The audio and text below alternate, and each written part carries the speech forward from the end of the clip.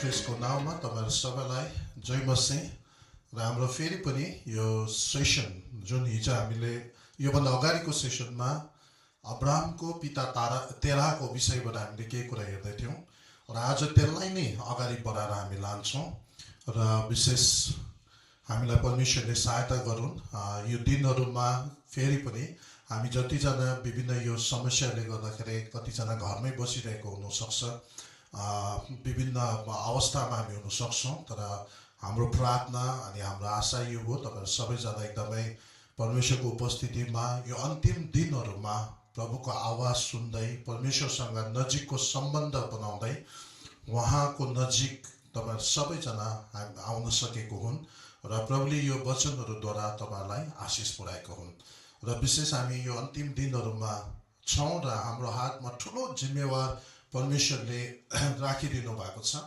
र त्यो सबै जिम्मेवार कसरी पूरा गर्नुपर्ने कुराहरु लिएर हामी एकदमै गम्भीर रूपमा आफ्नो जीवनलाई मूल्याङ्कन गर्दै आफ्नो सेवाकाई कतिजना सेवाकाईमा नहोला या कति सेवाकाई गर्ने इच्छा गरिरहनु भएको छ भने या कतिजनाले गरिरहेको होला र पनि हामी मूल्याङ्कन गर्दै एकदमै धेरै भन्दा धेरै परमेश्वरको राज्यमा फल फलाएर परमेश्वरलाई महिमा पुग्ने गरिकन हाम्रो जीवन जिउन सकेको होस् भनेर हाम्रो प्रार्थना अनि प्रयास रहिरहनेछ र यो सेसन हामी अगाडि बढाउँछौं अनि आजको सेसनमा विशेष गरी परमेश्वरको दास अब्राहमको जीवनबाट हामी उहाँको केही गुणहरु हामी हेर्ने छौं त्यहाँबाट हामी के कुरा सिक्ने छौं र आफूलाई अगाडि परमेश्वरको सेवामा एउटा सेवकको रूपमा आफूलाई तयार गर्ने कुराहरुमा हामी अगाडि बढ्ने छौं र प्रभुले हामीलाई सबैलाई यो सेसनमा प्रभुले आशिष गरेको हुन हामी छोटो प्रार्थना साथ यो सेसनलाई अगाडि बढाउँछौं परमेश्वर पिता प्रभु येशूको नाउँमा तपाईलाई हामी धन्यवाद चढाउँदै आराधना दिँदै हाम्रो शिर तपाईको अगाडि दण्डवत गर्दै तपाई हाम्रो प्रभु हाम्रो मालिक हाम्रो सृष्टिकर्ता हाम्रो मुक्तिदाता भनेर मानिलिँदै हृदयमा स्वीकार गर्दै तपाईको अगाडि आउँदछौं र सबै असल कुरा स्रोत तपाई हुनुहुन्छ तपाई आफूलाई आफ्नो जनहरुलाई प्रकाश गर्ने परमेश्वर हुनुहुन्छ र तपाईको वचनबाट हामीलाई धेरै कुराहरु तपाईले प्रकाश गर्नुभएको छ अनि यो सबै कुरा हाम्रो आत्मिक वृद्धि हामीलाई तपाईको राज्यमा जुन सेवा गर्नका लागि कसरी गर्नुपर्ने के गर्नुपर्ने सबै मार्गदर्शन गर्नका लागि तपाईले दिनुभएको यो प्रकाशको लागि धन्यवाद आजको सेसनमा तपाई हामीसँग बोल्नुहोस् र हामी एक जनालाई तपाईले आशिष गर्नुहोस् र तपाईले आफ्नो महिमा लिनुहोस् सबै कुराको लागि धन्यवाद सबै आशिष माग्छौं येशू प्रभुको नाउँमा आमेन अनि विशेष अहिलेको जुन महामारी अनि विश्वमा विभिन्न किसिमको घटनाहरू यहाँसम्म कि संसारमा एउटा नयाँ अर्डर न्यू वर्ल्ड अर्डर भनौं यो सेप्टेम्बर 20 तारिख 2020 मा त्यसको मिटिङ है पोपले सबै धर्मगुरु सबै धर्मको विभिन्न मान्छेहरुलाई बोलाएर एउटा जुन किसिमको उनीहरुको सभा हुन गइरहेको छ जसले चाहिँ एउटा न्यू वर्ल्ड अर्डरहरु निकालिरहेको छ अनि इजरायल देश बनिसकेको कुराहरु अन्तिम दिनको धेरै चिन्हहरु पूरा भइरहेको अनि बाइबलको टाइमलाइन हेर्दा पनि अब धेरै नजिक भएको कुराहरु हामी देख्दछौं र यस्तो अवस्थामा हामी सबैजना अनि मलाई लाग्छ मेरो भित्री बोझ चाहिँ के हो भने हामी जति जना प्रभुमा छौं र प्रभुमा विश्वास गरेका छौं चाहे जुनै पनि डिनोमिनेसनको होस् चाहे जुनै पनि मण्डलीको या जहाँको पनि होस् तर सबैजना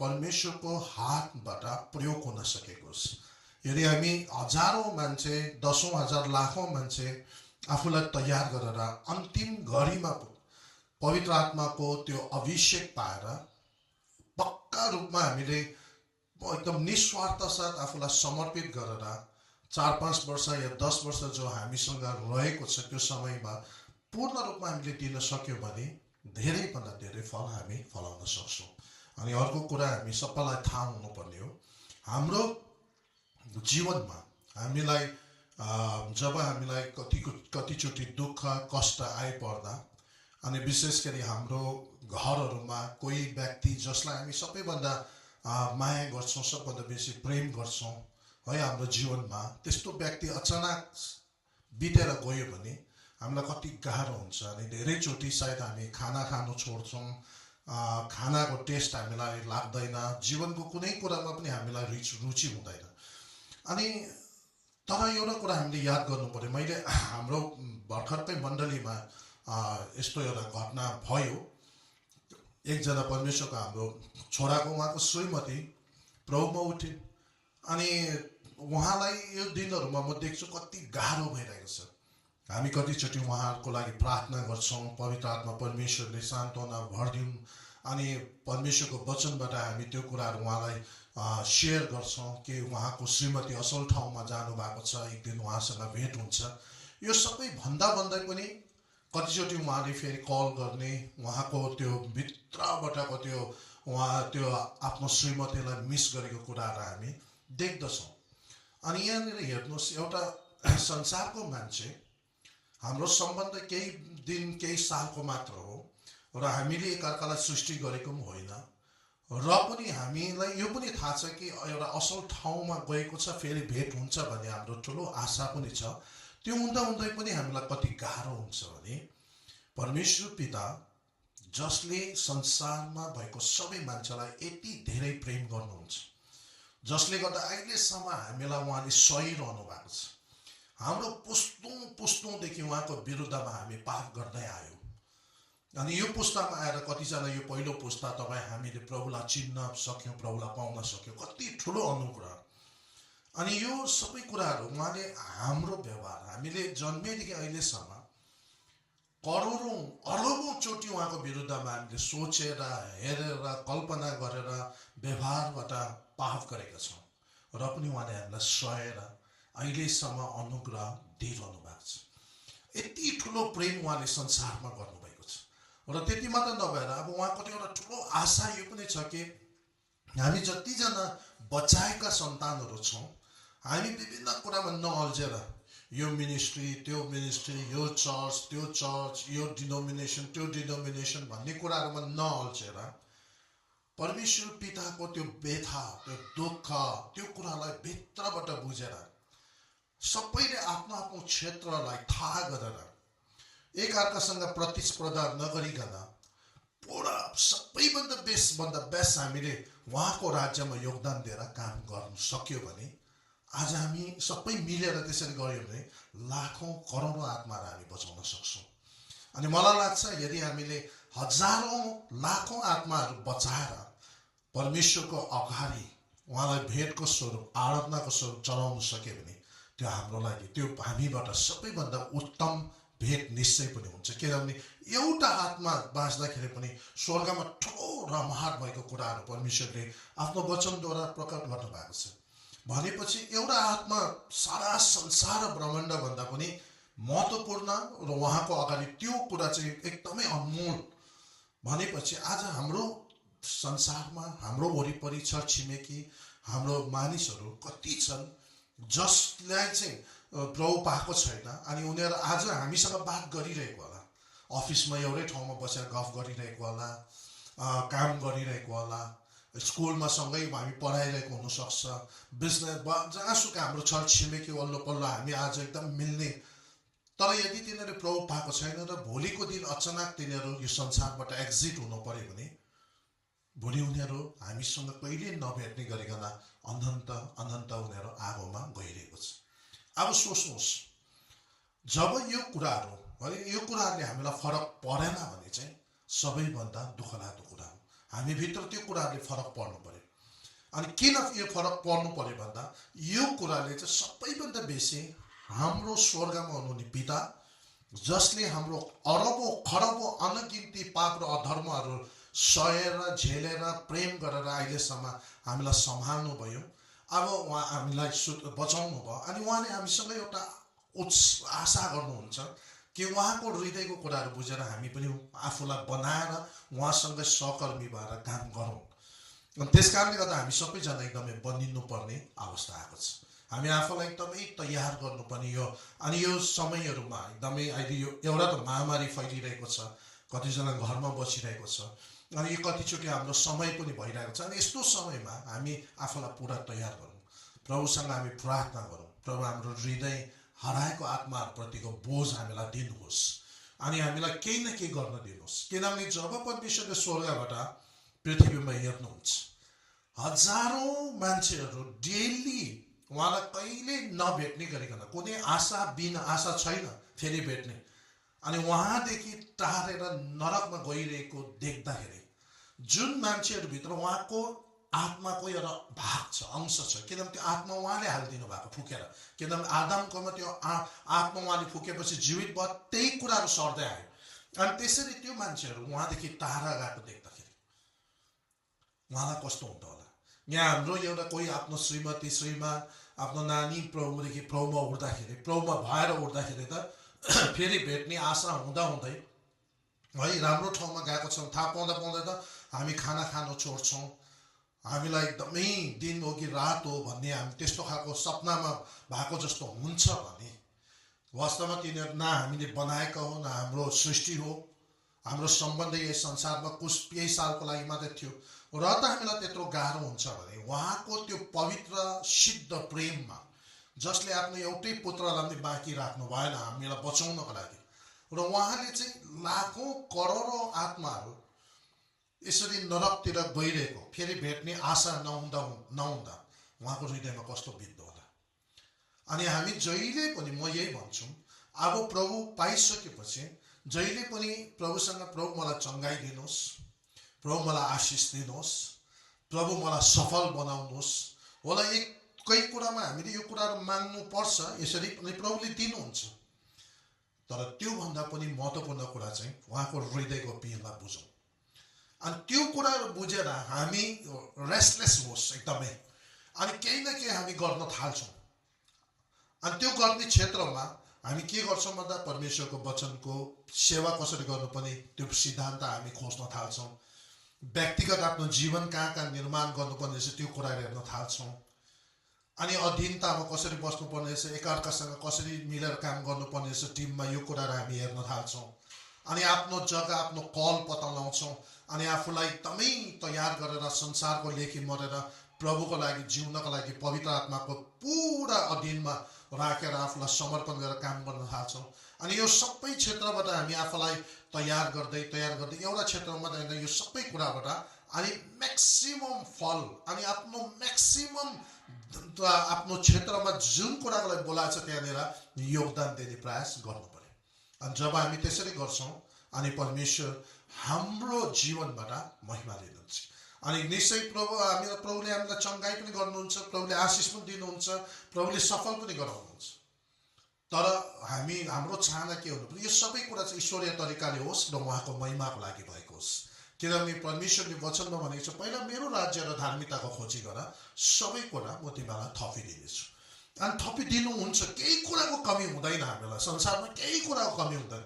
एउटा व्यक्ति निश्चय पनि प्रभुमा उभियो भने हजारौं मानिसहरूको बीचमा आशिषको कारण पक्का हामी बन्न सक्छौँ। र यही सन्दर्भमा म आज हामीलाई आफूलाई बनाउने कुराहरूमा, आज चाहिँ सिद्धान्तको कुरा होइन, तर हाम्रो आफ्नो व्यक्तिगत जीवनको गुणहरू बनाउने कुराहरूमा अब्राहमको जीवनबाट हामी केही कुरा हेर्न गइरहेको छौँ। र यो अब्राहमको यो जुन भाग छ, यो म दुईटा भाग गरेर, दुईटा सेसन गरेर म तपाईँलाई सेयर गर्नेछु। अनि यहाँबाट हामीले यो कुराहरू हेर्नेछौँ। अनि अब्राहमको उदाहरण चाहिँ मैले यस कारण लिँदैछु किनभने अब्राहमलाई परमेश्वरले अद्भुत र अचम्म तरिकाले प्रयोग गर्नुभयो।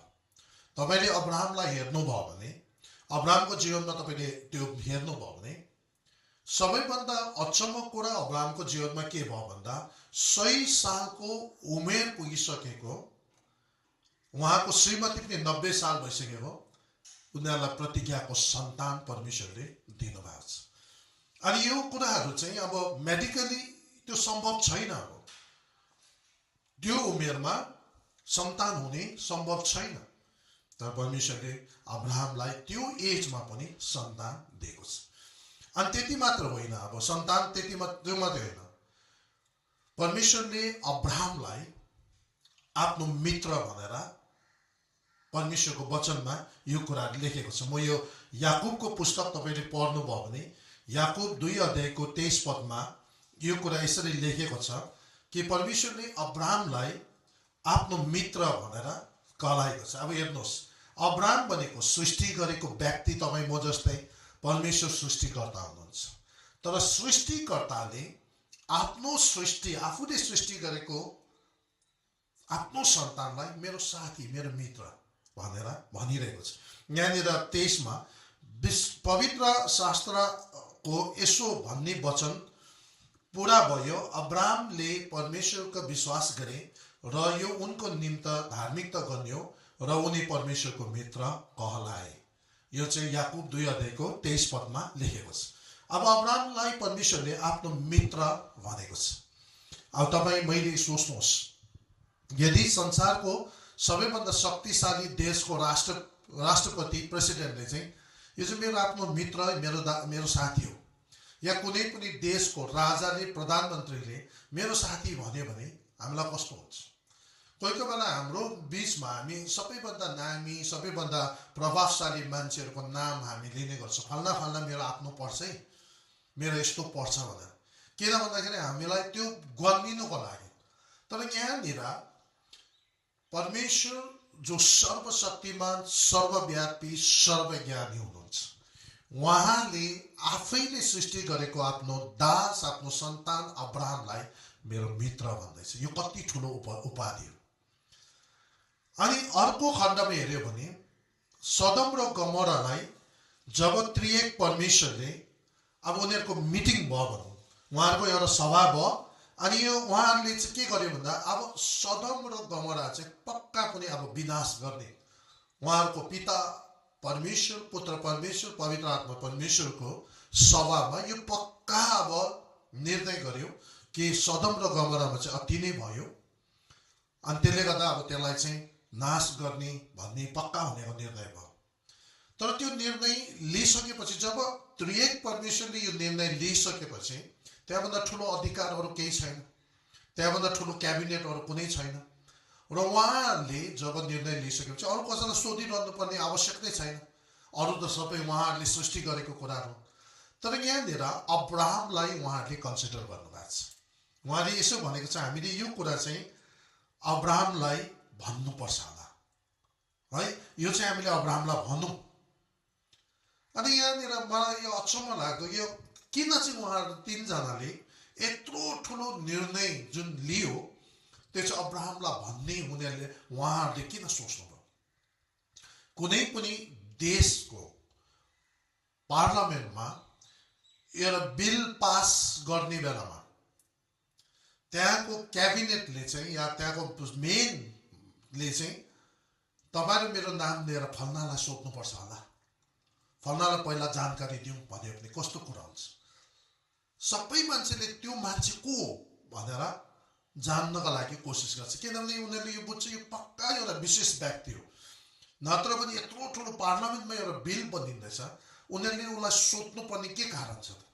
कुनै राजाले देशको कुनै राजाले केही निर्णय लिनुभन्दा अगाडि फल्नालाई पहिला म सोध्नु पर्यो भन्यो भने त्यो फल्ना व्यक्ति चाहिँ भयङ्कर महत्त्वपूर्ण भएको कारणले गर्दा मात्र सोध्ने हो, र सबैको ध्यान त्यो व्यक्तिपट्टि जान्छ कि त्यो भित्र चाहिँ के यस्तो कुराहरू छ जसले गर्दा राजाले चाहिँ उसलाई यति धेरै महत्त्व दिइरहेको छ। र यहाँनिर हामी हेर्छौँ अब्राहमको जीवनमा यस्तो के कुरा थियो जसले गर्दा परमेश्वर त्रिएक परमेश्वरले निर्णय लिइसकेको कुरालाई पनि फेरि एकचोटि अब्राहमलाई भन्ने, एकचोटि अगाडि हामी यो कुरा अब्राहमलाई जानकारी दिने भन्ने कुराहरू किन उहाँको हृदयमा आयो? के थियो यस्तो विशेषता अब्राहमको भित्र? हामी यो कुराहरू हेर्छौँ। अनि त्यहाँदेखि भएन अब्राहमको अरू उपलब्धि हेऱ्यो भने उत्पत्ति 17 अध्यायमा हामीले हेऱ्यो भने परमेश्वरले पहिला उत्पत्ति 12 अध्यायमा उहाँलाई बोलाउँदाखेरि उहाँको नाम खालि अब्राहम मात्रै थियो, अब्राहम होइन अब्राहम मात्रै थियो। तर उत्पत्ति 17 अध्यायको 5 पदमा हेऱ्यो भने यहाँनिर यसरी लेखेको छ, 3 देखि नि भन्दै, तब अब्राहम त्यति बेला अब्राहम भएको छन्, अब्राहम घोप्टो परे र परमेश्वरले तिनलाई यसो भन्नुभयो, हेर यो मेरो करार तँसँगै छ, त असङ्ख्य जाति समूहको पिता हुनेछस्। अब उपरान्त तेरो नाउँ अब्राम होइन तर अब्राहम हुनेछ, अब्राहम, किनकि मैले तँलाई असंख्य जाति समूहको पिता तुल्याएको छु, फादर अफ नेशन्स। हेर्नुहोस्, पहिला अब्राम थियो, पछि गएर परमेश्वरले यहाँ के नाम सार दिनुभयो? अब्राहम भनेर सार दियो। इभन उहाँको श्रीमतीको नाम पनि बदलाएको छ। पहिला अब्राहम भनेको चाहिँ एउटा असल पिता भनेको, तर अब्राहम भनेको चाहिँ विभिन्न जातिहरूको पिता। अनि यहाँनिर पिता, सबैभन्दा पहिला पिता भन्ने कुरो चाहिँ कस्तो मान्छेलाई उपाधि हुन्छ भन्दाखेरि जसले पहिला आफ्नो लागि सोच्दैन, अरूको लागि सोच्छ, अरूको सबै भविष्यको लागि चिन्ता गर्ने, अरूमा भएको सबै कुराहरू कसरी निकालेर धेरैभन्दा धेरै फल फलाउने, अरूलाई कसरी उत्साह दिने, उनीहरूको खाँचोहरू मैले कसरी पुरा गर्ने, उनीहरूलाई धेरैभन्दा धेरै ठुलो इनाम पाउने योग्यको म कसरी बनाऊ, यसरी सोच्ने मान्छे, सबैलाई प्रभुमा कसरी ल्याउँ, कसरी चाहिँ सबैलाई परमेश्वरसँग नजिक बनाऊ, त्यस्तो खालको सोच्नु सक्ने एउटा भित्र कतिजना संसारको बाउआमा पनि है, हामीसँग 2, 3, 5वटा नानी छ भने त्यो 5जना नानीहरूको पनि हामी असल बुवा बन्न सकेको हुँदैन। कतिजनाको नानीहरू बिग्रेर जान्छ, तिनीहरूलाई राइट तरिकाले मार्गदर्शन दिन सकेको हुँदैन।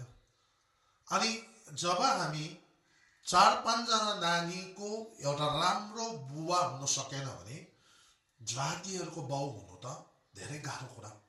सबै जाति अटाउने त्यस्तो खालको हृदय पाउनु कति ठुलो कुरा। यहाँनिर परमेश्वरले आफ्नो दास अब्रामलाई अब उपाधि परिवर्तन गर्दैछ यहाँनिर है। अब्रामदेखि चाहिँ एउटा असल पितादेखि चाहिँ जातिहरूको पिता, विभिन्न जातिहरूको पिता।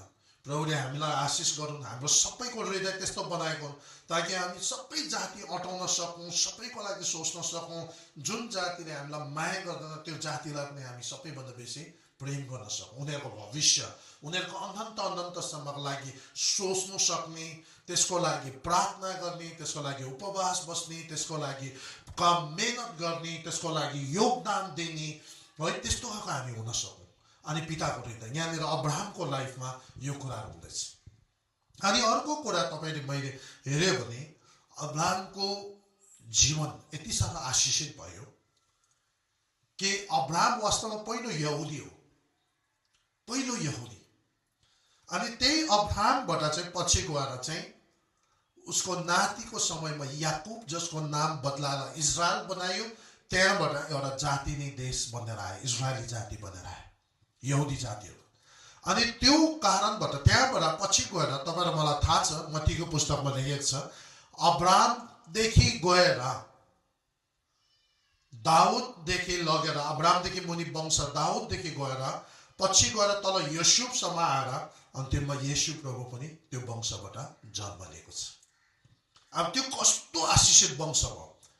अनि यो व्यक्ति, यो अब्राहम जुन व्यक्ति छ, ऊ भित्र यस्तो के कुराहरू थियो, किन परमेश्वरले यति धेरै अब्राहमको लाइफमा अचम्म कामहरू गर्नुभयो, किन यति साह्रो कन्सिडर गर्नुभयो? एउटा त 100 वर्षको उमेरमा प्रतिज्ञाको सन्तान पाउनु, सदम गमोराको भविष्यको सबै कुराहरू बताउनु, अब्राहमलाई आफ्नो मित्र भन्नु, अब्राहमको नाम बदलाएर जातिहरूको पिता भन्नु, अब्राहमद्वारा एउटा जाति खडा गर्नु, इजरायली जाति, जसलाई परमेश्वरले आफ्नो गवाही बनाउनु भयो पुरानो नियममा, अब्राहमदेखि यता आएर, याकुबदेखि यता आएर, अनि अन्तिममा गएर त्यही वंशबाट येशू प्रभु पनि जन्म लिनुभयो। अनि यो किन यति साह्रो, यस्तो खालको के थियो अब्राहमको लाइफमा ताकि परमेश्वरले अब्राहमलाई यति धेरै सुधि लिनुभयो? र म यहाँबाट उत्पत्ति 12 अध्यायबाट, उत्पत्ति 12, 13, 14बाट हामी 5वटा पोइन्ट हामी हेर्छौँ। र यो 5वटा पोइन्ट चाहिँ म यो सेसनमा सायद एउटा या 2टा पोइन्ट हामी सक्छ, त्यहाँदेखि अर्को सेसनमा हामी अर्को पोइन्ट, 3टा पोइन्ट, रिमेनिङ पोइन्ट हामी यो 2टा सेसनभित्र हेरिरहेका छौँ। र यो पहिलो पोइन्ट म उत्पत्ति 12 अध्यायको 1, 2, 3, 4 पदभित्र हामी हेर्छौँ। अन्त पहिलो पोइन्टदेखि त्यहाँदेखि उता अरू पोइन्टहरू, अनि त्यहाँदेखि हामी थाहा गरौँ कि अब्राहम चाहिँ कस्तो खालको व्यक्ति थिएछ र परमेश्वरले किन अब्राहमलाई यति धेरै सुधि लिनुभयो, किन अब्राहमको जीवनमा यत्रो धेरै काम गर्नुभयो। हामी चाहन्छौँ कि यो दिनहरूमा हाम्रो जीवनबाट प्रभुले त्यस्तै काम लिन सकेकोस्, ताकि हाम्रो जीवनबाट बगेको आशिष चाहिँ 100 होइन, 1000 होइन। किनभने 700-800 करोड मान्छे छ, त्यसमा 500-600 करोड मान्छे प्रभु पाएको छैन। त्यसले गर्दा हाम्रो जीवनबाट बगेको आशिष चाहिँ करोडौँमा पुग्नु पर्नेछ। त्यसले गर्दा हामी सबैजना आफूलाई कहाँ कहाँ हाम्रो छाँटकाँट गर्नुपर्ने रहेछ। यो बाइबल क्यारेक्टर्सहरू उहाँहरूको टेस्टिमोनीको लागि मात्र होइन, अनि यो हाम्रो उत्साहको लागि, मोटिभेसनको लागि मात्र पनि होइन। यो चाहिँ वास्तवमा हामी आफूलाई इक्विप गर्नको लागि, यो लाइटमा, यो प्रकाशमा हेरेर हाम्रो जीवनमा कहाँनिर के अड्काएको रहेछ, के ब्लक भएको रहेछ। हाम्रो ब्लक चाहिँ के स्पिरिचुअल ब्लक हो कि, आत्मिकी ब्लक हो कि, भावनाको इमोसनल ब्लक हो कि, मेन्टल ब्लक हो कि के हो, त्यो सबै ब्लकहरू क्लियर भएर आफू निर्माण भएर बग्न थालेको छ। किनभने हामी एउटा कुवा जस्तो होइन, जमेको पानी जस्तो होइन, डेली बगिरहने खोला जस्तो, नाला जस्तो, जो जहिले पनि फ्रेस हुन्छ, जसले धेरैलाई लाइफ दिन्छ, त्यस्तो खालको हामी हुन सकौँ। त्यसले गर्दा हाम्रो प्रार्थना यो, प्रभु हामीलाई विभिन्न जाति मानिस, हाम्रो आफन्त, छर छिमेकी सबैको बिचमा आशिषको कारण बनाउनुहोस्। अनि त्यो बन्नुपर्ने चाहिँ किनभने परमेश्वर पिता माथिबाट हेर्दैछ, को चाहिँ मेरो तर्फबाट उहाँको पीर र दुःखलाई बुझेर आफूलाई पक्का काटछाट गरेर तयार गरेर, किनभने यहाँ कुनै फर्मुला छैन, सर्टकट छैन, यहाँ बनिनु पर्ने छ। लाइफ छोटो छ हाम्रो, धेरै लामो जीवन छैन। अब कति समय, अब बहुत कम्ती छ, अन्तिम दिनहरू छ र यो समयहरू प्रभुले सेट गर्दै हुनुहुन्छ। अनि यो हल्लिएको बेलामा अब मलाई निश्चय हामीलाई विश्वास छ, यो पछि, यो अहिलेको महामारी पछि एउटा ठुलो रिभाइभल पक्का हुन्छ, एउटा डरलाग्दो कटनी हाम्रो अगाडि हुन्छ। त्यति बेला हामी सबै अहिलेदेखि नै तयार भएर त्यो बेला चाहिँ लाख अनि करोड मान्छेहरूलाई हामी परमेश्वरको भण्डारभित्र भित्राउन सकौँ र अब हामीलाई तयार गर्ने दिन्छ। र यो तयारी हुनुपर्ने कुराहरूमा अब्राहमको लाइफबाट हामीले यो दिनहरूमा सिकेर आफ्नो लाइफ काटछाँट गरेर बनाउनु पर्ने अवस्था आएको छ। र यसै कारणले गर्दा हामी यो 4-5 या 6 पोइन्ट अब्राहमको लाइफबाट हामी हेर्छौँ र तपाईँहरूलाई परमेश्वरले यो कुराहरूमा सहायता गरौँ। व्यावहारिक रूपमा तपाईँलाई, मलाई, हामी सबैलाई यो क्षेत्रमा हामी आफूलाई पुरा काटछाट गरेर तयार गर्न सकेकोस्, ताकि परमेश्वरको हातबाट हामी प्रयोग हुन सकौँ र विभिन्न जाति र मानिसहरूको बिचमा हामी आशिषको कारण बन्न सकौँ। एउटा कुरा हामी प्रार्थना गरिरहेको होला, प्रभु मलाई आशिषको कारण बनाउनुहोस्, तर त्यो आशिष बन्नका लागि चाहिँ म एकदम फ्लो हुनु पर्यो, त्यहाँ ब्लक हुनु भएन। अनि त्यो सबै ब्लकहरू निकाल्नका लागि हामी यो कुराहरू हेरिरहेका छौँ। आउनुहोस् हामी पहिलो पोइन्ट यहाँनिर 12 अध्यायको 1, 2, 3, 4 पद म फेरि पढ्छु। परमप्रभुले अब्राहमलाई भन्नुभयो, तेरो देश, तेरो कुटुम्ब, तेरो पिताको घरबाट निस्केर जुन देश म तँलाई देखाउँछु त्यहाँ जा। म तँबाट एउटा ठुलो जाति खडा गर्नेछु, तँलाई आशिष दिनेछु, म तेरो नाउँ प्रसिद्ध गराउनेछु, तँ आशिषको मूल हुनेछस्। तँलाई आशिष दिनेहरूले म आशिष दिनेछु, तँलाई श्राप दिनेहरूलाई म श्राप दिनेछु, तँद्वाराले पृथ्वीका सबै कुलले आशिष पाउनेछ। 4 मा यसै कारण परमप्रभुले भन्नुभयो बमोजिम अब्राहम गइहाले, लोत पनि तिनीसँग गए। हरानबाट निस्केर जाँदा अब्राहम 75 वर्षको थिए। अब यहाँनिर पहिलो पोइन्ट हामी यहाँनिर देख्दैछौँ, अब्राहम यति बेला 75 वर्ष पुगिसकेको थियो। आफ्नो बुवा तेरासँग उरबाट निस्केर आएको थियो। वास्तवमा जानु उनीहरू कनानतिर जाँदै थियो, तर तेराको समयमा कनान पुगेन, हरानमै तिनीहरू अल्झ्यो। तर परमेश्वर आफ्नो मिसन कहिले पनि छोड्नुहुन्न। एउटा कुरा याद गर्नुहोस्, यदि तपाईँले गर्नु भएन भने प्रभुले अर्कोलाई बोलाउनुहुन्छ। र त्यस कारणले गर्दा हामीले कहिल्यै पनि त्यो जुन मौका प्रभुले हामीलाई दिनुभएको छ हामी त्यो नचुकाउँ। समय हुँदैखेरि प्रभुको बुलाहटलाई हामी मानौँ, त्यो अनुसार हामीले काम गर्न आफूले स्टेप उठाउन थाल्नुपर्छ। अनि यहाँनिर जब तेराको समयमा परमेश्वरले तेरालाई अब्राहमको पितालाई बोलाउनु भयो, तर आधा बुलाहट पुरा गरेर उहाँ भित्र जानुभयो, तर परमेश्वरले आफ्नो बुलाहट चाहिँ पुरा गर्दै लाँदै हुनुहुन्छ। उहाँको प्रोजेक्ट केहीले पनि बन्द गर्न सक्दैन, उहाँले जसरी पनि गर्नुहुन्छ। किनभने अन्तिममा बाइबलमा लास्टमा हामीलाई थाहा छ, प्रकाशित वाक्यमा नयाँ पृथ्वी नयाँ स्वर्ग विषयमा भनेको छ, अल्फा ओमेगा उहाँ हो। अन्तिममा त नयाँ पृथ्वी हुने नै हो। र अहिले तपाईँहरू मलाई प्रभुले जुन एउटा मौका दिएको छ यहाँनिर, यो बेलामै हामी आफैले त्यो कुरालाई गम्भीर रूपमा लिएर केही गरेन भने त्यो ठाउँमा हाम्रो केही भागीदार हुँदैन। त्यसले गर्दा त्यो अगाडि नै सबै कुरा देखाइसकेको कारणले गर्दा अहिले हामी आफै एकदम आफूलाई अनुशासन गरेर उहाँको अधीनमा राखेर उहाँले जे कुराको लागि बोलाएको छ हामी त्यो कुराहरूको लागि तयार हुनुपर्दछ। अब्राहमलाई यहाँनिर परमेश्वरले अब बोलायो, तिमी आफ्नो देश, आफ्नो कुटुम्ब, आफ्नो पिताको घरबाट निस्केर जुन ठाउँ म तँलाई देखाउँछु त्यहाँ जा। पहिलो कुरा त प्रभुले हाम्रो तरिकाले काम गराउनु चाहना गर्नुहुन्न होला। हामी समर्पित हुन्छौँ, हामी इमान्दारपूर्वक गर्न खोजिरहेको हुन्छ, तर हामीले भन्दा प्रभु मेरै तरिकाले म गर्छु भने हुँदैन। त्यसकारण प्रभुले अब्राहमलाई भन्नुभयो, मैले जहाँ जुन ठाउँ म तँलाई देखाइरहेको छु त्यहाँ जानुपर्छ। यति बेला चाहिँ यो लिटरली नै अब्राहम चाहिँ हरानबाट निस्केर कनान जानै पर्ने हो। तर अहिले हाम्रो सन्दर्भमा सायद हामीले ठाउँ बदलिनु नपर्ला, तर तरिका चाहिँ बदलाउनुपर्छ। सबै मण्डली, सबै पास्टर, सबै अगुवाहरूको दर्शन एउटै हो, सबैको दर्शन त्यही छ। मत्ती 28 को 18-20 सबै जातिहरू सुसमाचार सुनाउने, चेला बनाउने, सारा संसार मण्डली स्थापना गर्ने सबैको दर्शन छ। सबैले यो कुरा पक्का बुझेको छ र हामी पक्रेर हिँडेका छौँ। तर परमेश्वरले के भन्नुहुन्छ भने यो तिमीहरूले दर्शन पक्रे तापनि तिमीहरूकै तरिकाले चाहिँ हुँदैन। यो चाहिँ अब उहाँको तरिकाले, उहाँले दिनुहुन्छ स्ट्राटेजी, तरिका चाहिँ कसरी त्यो काम पुरा गर्ने, त्यो उहाँले हामीलाई बताउनुहुन्छ। त्यो इभन येशू प्रभुको मिनिस्ट्रीबाट पनि हामी देख्न सक्छौँ। अनि यहाँनिर अब्राहमलाई भन्दै हुनुहुन्छ, हेर अब्राहम, तिम्रो आफ्नो देश, तेरो कुटुम्ब, तेरो घराना निस्केर आइज, त्यहाँबाट पक्का त्यो हारान छोड भनेको होला। अनि त्यहाँ हारानमा भएको उसको सबै कुटुम्ब, उसको घरानाहरू सबै छोडेर निक्लेर आउनु है। अनि निक्लिस भने चाहिँ प्रभुले के भन्नुभयो, एउटा ठुलो जाति म खडा गर्छु, तँलाई म आशिष दिन्छु, तँलाई आशिष दिनेलाई म आशिष दिन्छु, तँलाई श्राप दिनेलाई म श्राप दिन्छु, अनि तँद्वारा पृथ्वीको सबै कुलले आशिष पाउँदैछ। अनि 4 पदमा मजा लागेको चाहिँ परमेश्वरले भनिभएको चाहिँ अब्राहमले त्यो आज्ञालाई पालन गयो। अब कनानमा के छ, कुन जाति बसेको छ, उसको परिवार मात्र, त्यो अलिकति मान्छे निक्लेर जाँदाखेरि त्यहाँनिर कस्तो खालको मान्छेहरू बसेको छ होला, कुनै बेला उनीहरूलाई खतम गर्नु सक्छ, थुप्रै प्रश्नहरू आउन सक्छ। यदि हामीले दिमाग लाउनु थाल्यो भने एउटा लिटरली उसले मान्नु पर्दाखेरि हरान एक किसिमले व्यवस्थित भइसकेको, सबै राम्रो भइरहेको, बाउको समयदेखि बसेको, एक किसिमको एकदमै सुविधा भइसकेको ठाउँबाट निक्लेर एउटा नयाँ ठाउँमा जाँदाखेरि कति गाह्रो के छ, ठाउँ थाहा छैन, कहिले नपुगेको, कति ठुलो रिस्क उसको लागि छ।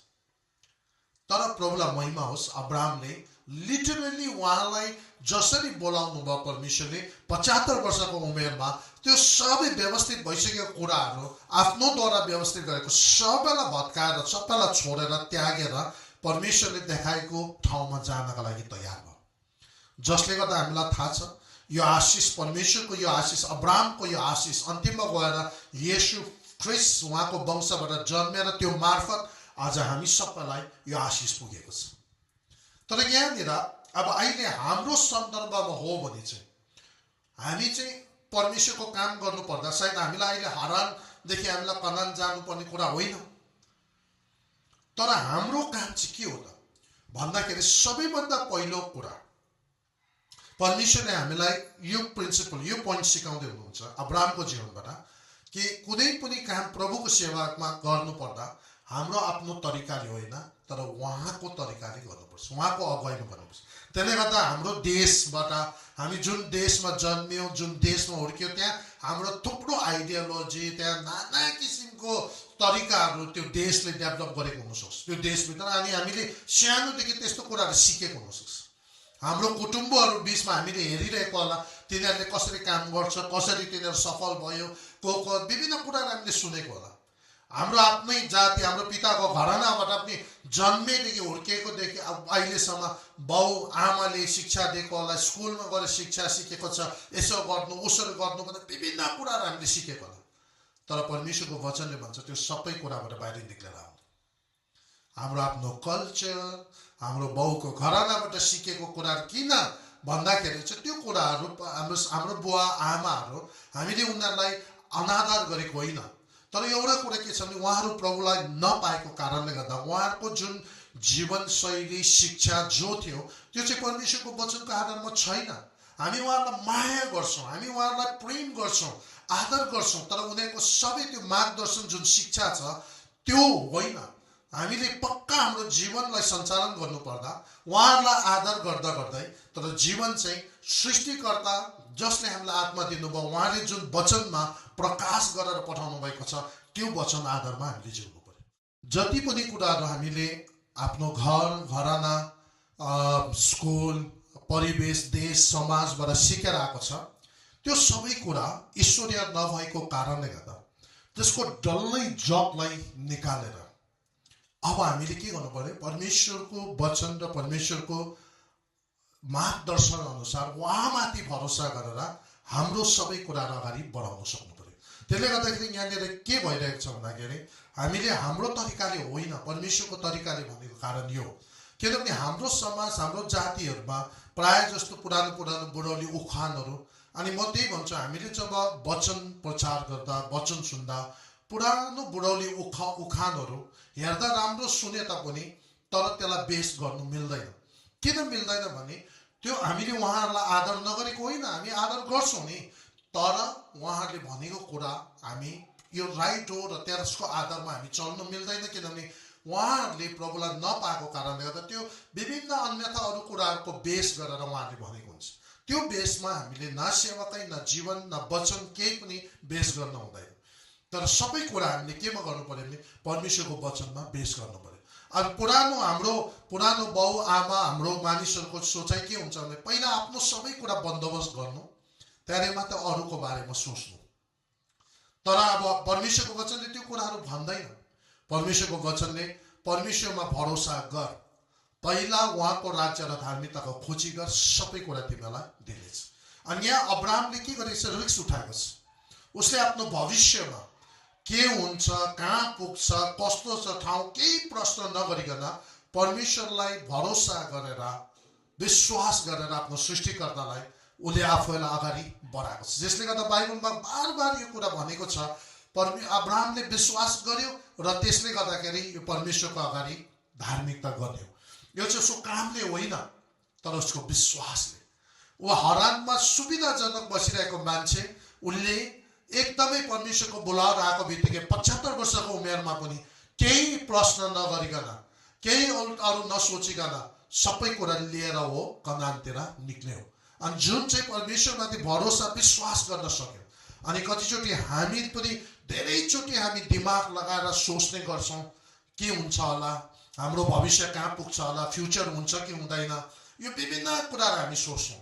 अनि यो कुराहरू केही नसोचिकन परमेश्वरमा भर परेर पक्का विश्वास गरेर उहाँको चरणमा आउन सक्नुपर्छ। र जब हामी सबैलाई उहाँले बोलाइरहनु भएको छ, अझै पनि ढिलो भएको छैन र हामी सबैजना आबोदेखि उसो परमेश्वरको त्यो बोलावटलाई बुझेर हामी यदि विभिन्न जाति र मानिसहरूको बिचमा आशिष बन्नु छ भने सबैभन्दा पहिलो कदम चाहिँ हाम्रो देश, हाम्रो कुटुम्ब, हाम्रो पिताको घरबाट निस्केर आउनु सक्नु पर्यो।